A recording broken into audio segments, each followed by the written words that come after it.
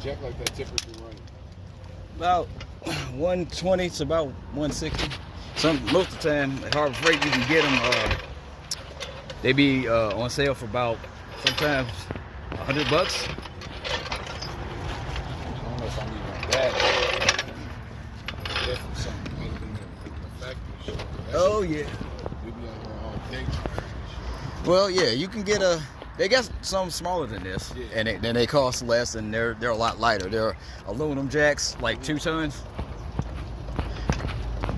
You know, just enough just to get up your get your wheel up or get the car up real quick.